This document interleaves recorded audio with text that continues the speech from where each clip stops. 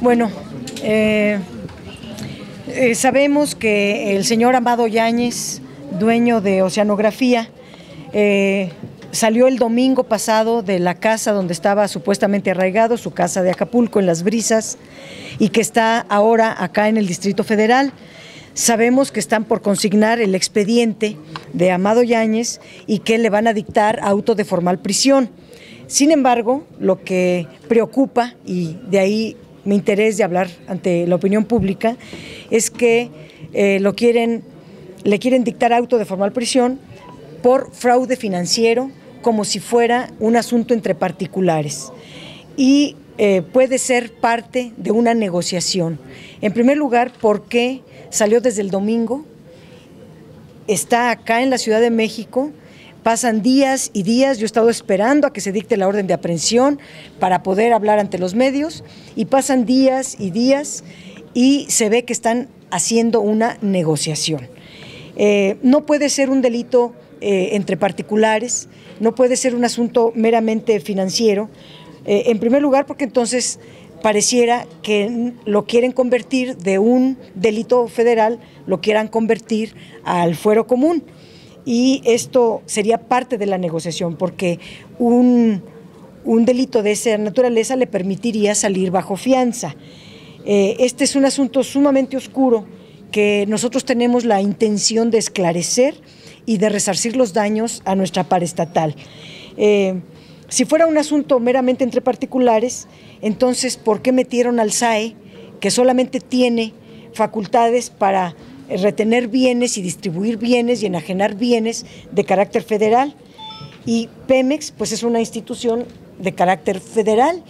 Lo mismo, Banamex está bajo la jurisdicción federal de la Comisión Nacional Bancaria y de Valores y la Secretaría de Hacienda, que son las autoridades que regulan los bancos. Y el recurso de los bancos es del ahorro público, no es propiedad del banquero ni es propiedad del empresario. En este caso es del ahorro público, que está bajo la supervisión de la Comisión Nacional Bancaria y de Valores.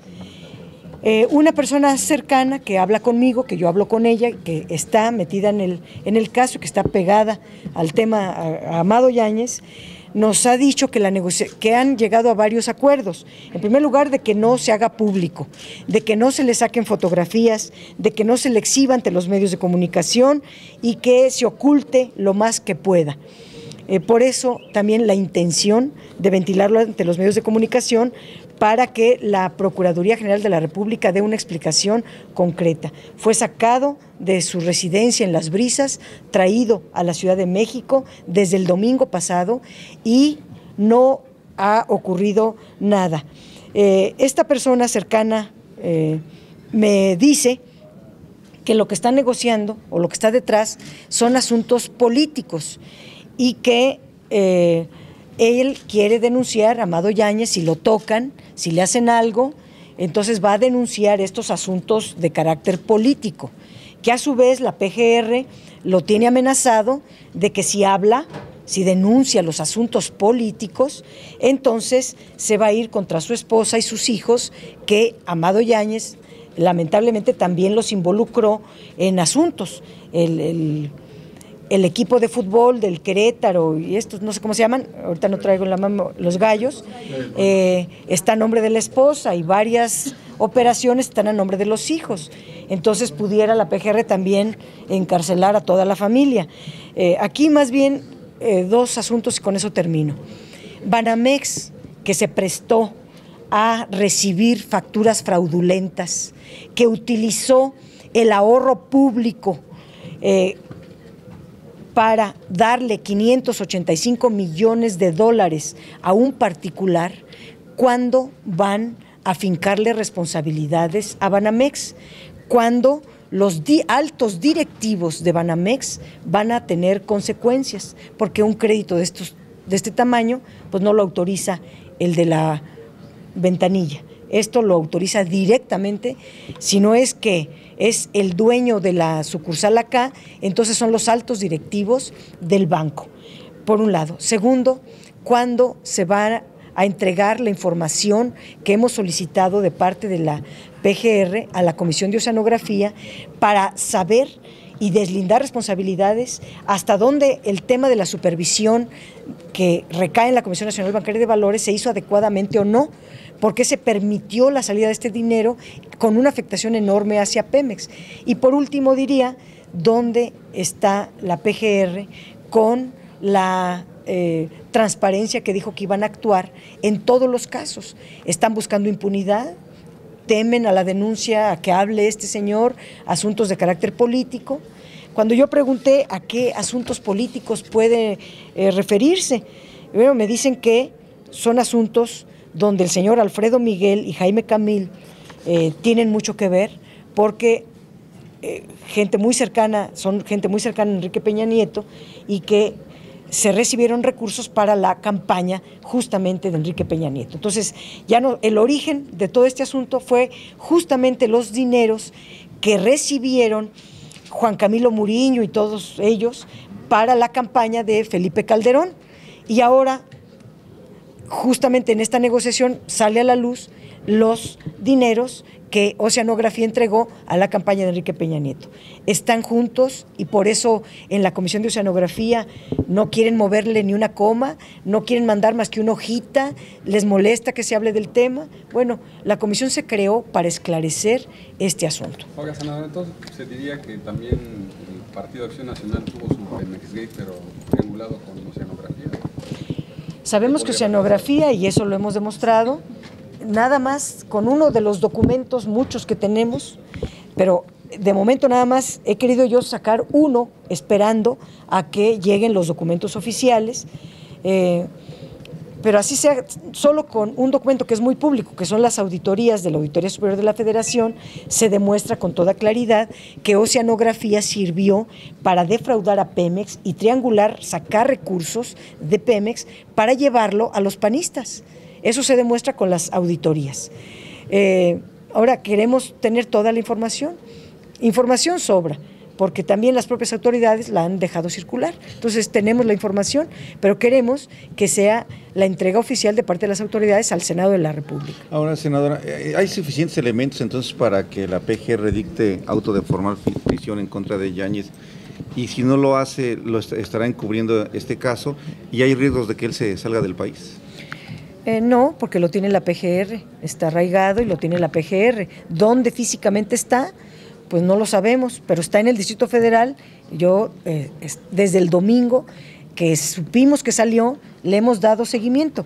Así que él está aquí en la Ciudad de México y lo tiene la PGR, no hay por qué deba de escaparse. Sabemos que la PGR sí le va a fincar auto de formal prisión, sabemos que sí hay una línea de investigación fuerte, dura, firme contra Banamex, pero lo que preocupa es el tiempo, porque en este tiempo pueden llegar a acuerdos, pueden llegar a negociaciones y que todo quede en la impunidad, o sea un delito menor, un asunto entre particulares, y aquí no pasó nada.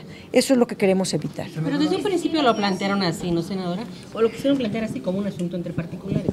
No es un asunto entre particulares, porque está implicada la paraestatal, Pemex, porque están implicadas las autoridades federales, porque el dinero de Banamex no es privado, es del ahorro público y por muchas razones. No es un asunto entre particulares. Está involucrada nuestra paraestatal y nuestra intención, al menos la mía, es que a Pemex se le resarza todo el daño presupuestal que se le ha hecho. Esa es una empresa. Ya estamos averiguando varias. Ya tenemos aquí lo de Evia, lo de Contemar, lo de... hay una lista de empresas, todas vinculadas a Yáñez, por cierto, a través de las cuales se sacaban recursos del APAR estatal y llegaban a manos de panistas. ¿Hay algún elemento jurídico que pueda exprimirse para que se incluya a fraude a Pemex? Porque no puede quedar como usted dice. ¿Y se calcula cuánto es el fraude a Pemex? ¿Tienen ustedes más o menos noticia de cuánto? No, bueno, la defraudación a Pemex ha sido sistemática a lo largo de muchos años, por esta misma empresa y por muchas más. Pero lo que concierne a esta empresa sí lo queremos resarcir, porque si incautaron sus bienes, sus cuentas y todo, pues algo le debe de tocar a Pemex, no todo a Banamex. Y si el afectado fue Banamex, ¿dónde están los directivos que respondan por sus actos? Entonces yo diría que en este momento que la orden de aprehensión sea conforme a la ley, conforme a derecho, que no esté de por medio ninguna negociación, que sea pública, que sea transparente y que dejen de tener escondido a este señor que los está amenazando, tratando de llegar a acuerdos. Entonces la PGR trata de evitar que se destape esa cloaca. Así es. Entonces lo de ayer de Banamex, el anuncio de Banamex es mera simulación, ¿le parece? ¿Cómo, perdón? Lo que anunció ayer Banamex. Exactamente. Qué bueno que me haces esa pregunta, se me pasaba. El día de ayer Banamex despide a 11 trabajadores. ¿Y los directivos? O sea, ¿la culpa la tuvieron los trabajadores? Los trabajadores actúan a mutuo propio. Ellos tenían el negocio de 585 millones de dólares. No es creíble.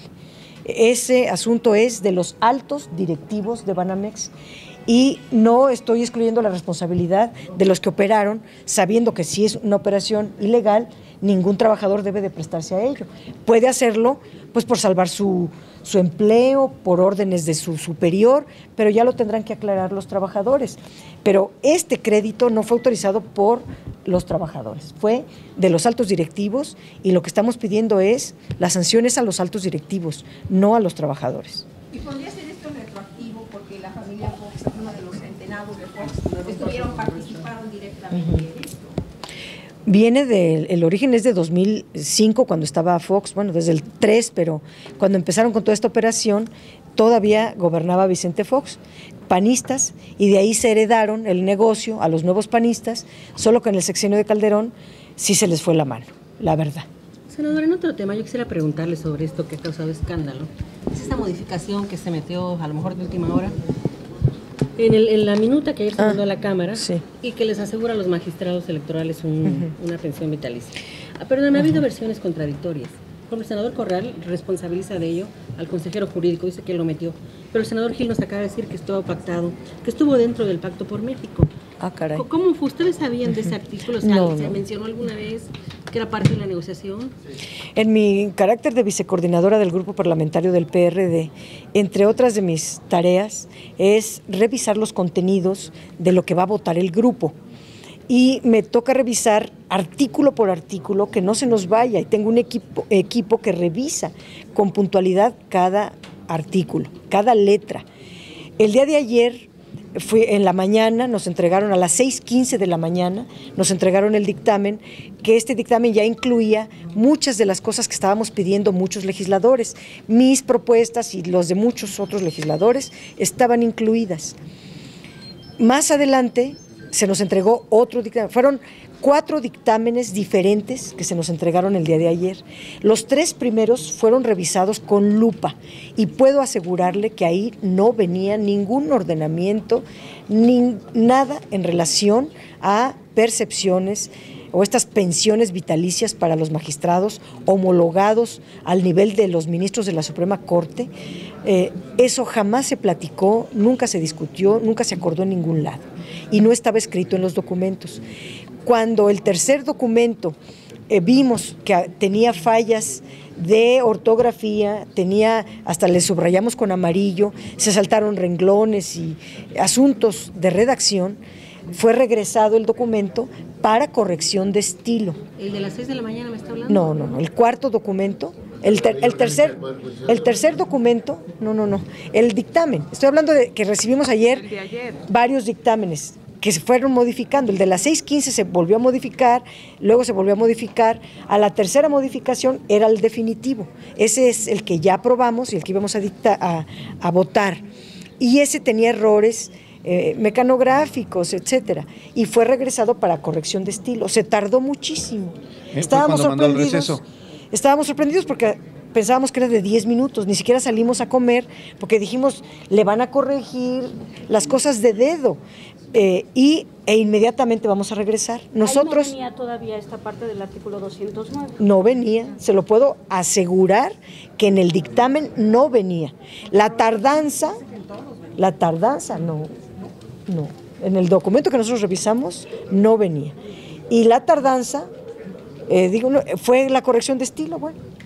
Y ya en el cuarto documento, que fue el que se votó, es el que dice. Ahora, si Gil dice que hubo acuerdo del Pacto por México y que lo votaron... Y que están en todos los documentos. No nos dijo. Lo que pasa es que Gil Suárez dice que en el Pacto por México se pretendía elevar a los magistrados como ministros, algo que no se aceptó, y se dice, bueno, entonces para equipararlos le vamos a dar un haber que va a ser determinado por el Consejo de Administración. No, y que de eso ya se están revolviendo dos desde cosas. Ya se están revolviendo dos cosas. La solicitud del tribunal, de los magistrados del tribunal, fue ampliar las salas. Que por el exceso de trabajo, en el momento en que se federalizaran las cosas, iba a haber exceso de trabajo y se tenían que abrir 3 salas. E incluso se hizo la diferencia de que las salas regionales, hay unas que tienen poco trabajo y otras que tienen mucho trabajo, y que había necesidad de 2 salas ambulantes o itinerantes para que pudieran atender en un lado o en otro según fuera el cúmulo de trabajo. Y eso se les aceptó. Contra la oposición de varios, pero al final se aceptó y votamos todos a favor, y en eso sí estuvimos de acuerdo. Pero en las percepciones nunca se nos dijo nada. El senador Luis Sánchez se enteró y quiso intervenir en tribuna por el tema, y como no fue inscrito en la lista de oradores, o al momento en que él fue inscrito no tenía todavía la información, nos enteramos muy tarde de esta información. Oye, senador, ¿a qué hora se enteraron? ¿Quién introdujo este cambio? Pues los redactores, los últimos redactores. Los parlamentarios, que son secretarios técnicos. No, el de proceso parlamentario no es. Son los secretarios técnicos de las comisiones dictaminadoras que junto con el gobierno estuvieron dictaminando. ¿Pero serían los del PRI en todo caso? No lo sabía. Yo no sé ni quién pudo haber hecho ¿A qué eso. hora sería esto, senadora? Como a las... Yo creo que después de las 10, porque... ¿De la noche? Que es cuando ya estamos estaba... hablando del cuarto documento. Nosotros votamos a alguna hora. El que estamos votando es el que leímos todos. Ese es el que sí leímos, ese es el que votamos. Este agregado que se le hizo de última hora es del desconocimiento nuestro. Y nunca, ni nuestro coordinador, ni el presidente del partido, nadie jamás sacó el tema. O sea, no había conocimiento de nadie. Si alguien lo hubiera sabido, pues siquiera lo pone a discusión, que se apruebe o se rechace. Lo hubiéramos rechazado, pero transparentemente, honestamente. Pero si nadie sabe nada, pues nadie va a sacar el tema. Y ahora el senador Luis Sánchez dice que viene una contrarreforma para dar solución. Eso es la única opción que se tiene. Ojalá. Hay muchos puntos en la reforma electoral. Ustedes recordarán que fue metida en medio antes de la reforma energética, y fue metida con tirabuzón, matacaballo, y todas las cosas han sido muy, muy apretadas en tiempo. Hay varias cosas que tendremos que volver a revisar. Oiga, senadora, pero en el caso específico de esto ya se aprobó y ya se quedó, y estos ministros magistrados, ya tienen su pensión, ¿o qué? No, ahorita yo he estado hablando con diputados, con diputadas, pidiéndoles que se deslinden de este asunto, que lo voten en contra, que no, que si nosotros no nos dimos cuenta, ellos se den cuenta para que no sea aprobado. Ojalá la Cámara de Diputados lo rechace y no tenga ninguna consecuencia. Pero si rechaza, regresa, ¿no? Y ya clausuraron el periodo extraordinario. A mi pregunta expresa anoche, que también, ¿por qué vamos a cerrar el periodo extraordinario si lo tenemos abierto hasta el viernes? Hay que esperar a ver qué resuelve la Cámara para que nosotros cerremos como Congreso, no como Cámara de Senado. Pero había mucha prisa por cerrar ya. Cuando yo pregunté a los coordinadores si la Cámara hace alguna corrección, ¿qué vamos a hacer? Pues volver a abrir otro periodo, eso se me contestó. Bueno, entonces, si la Cámara ojalá rechace este asunto, tendríamos que volver a abrir otro periodo. ¿O podría ser en el mismo de energética o telecomunicaciones? No. Tiene que ser el miércoles, el próximo miércoles. La Comisión Permanente tendría que dictar otro periodo. Bueno, muchas gracias.